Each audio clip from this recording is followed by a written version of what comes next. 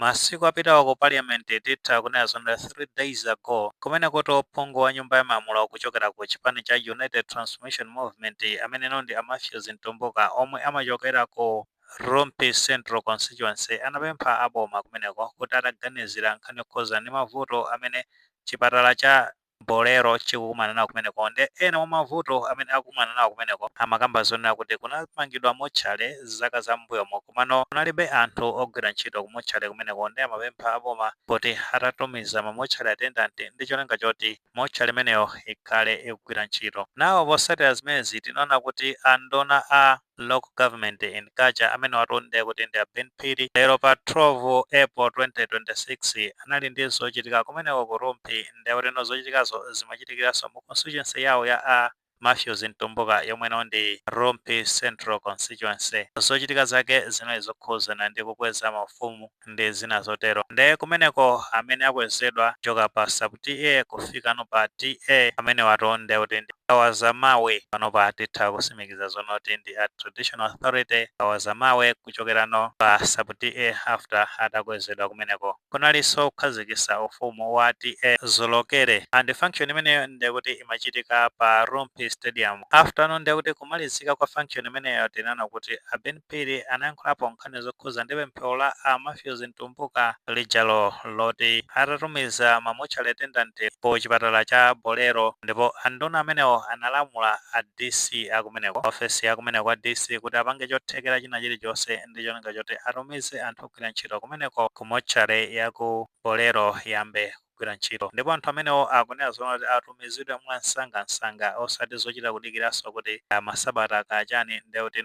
mwina wiki imeneyi imene ikuyambidwa panopa anthu amenewo akhale zonati apita kumeneko kuyamba kugwira ntchito. Of course potenga ndi pempho la Matthews Ntumbuka motchale imene inamangidwa kalekale zaka za mbuyomo titha kunena zonde it was late 2024 pamene amamanga ndi kumalizisa motchale imeneyi leno kuyambira 2024 kuzafika pano pa 2026 ndi kuti yakhala isagwira ntchito nkhani yake ndokhuzana ndi amene ogwira ntchito ayi ndithu phungu wa nyumba ya malamulo azionesa ntchito yake a Matthews Ntumbuka ndi kuti akuoneka ndithu kuti amba kugwira ntchito kuyimiratu constituency yawo. Of course ena kumaza funsa abe kuti kodi kumeneko kunalibe phungu wa nyumba ya malamulo kuti mwina anakatha kupereka madandaulo ngati amene mbuyomo ayi ndithu makosana kumene kunali phungu wa nyumba ya malamulo wakhala koso ndithu zaka zambiri amene watonde kuti ndi achihana amene ngati sakulakwisa ena okachihana amene ndi kuti akhalako nthawi itali ali ngati phungu wa nyumba ya malamulo komano sanaonese chudi choti mwina mavuto ngati amenewa atha kusolvedwa koma mwina nangopanga initiate kuti project imene imangidwa chifukwa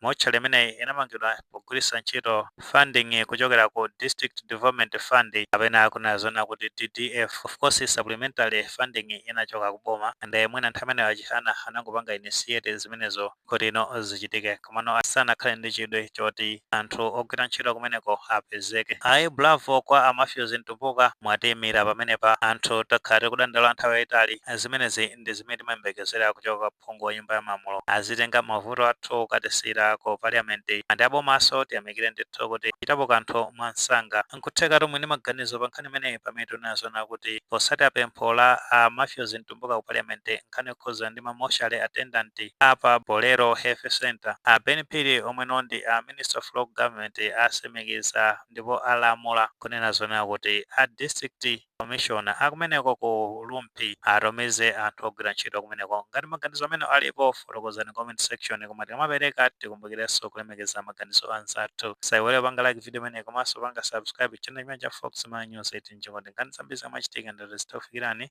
mosavuta.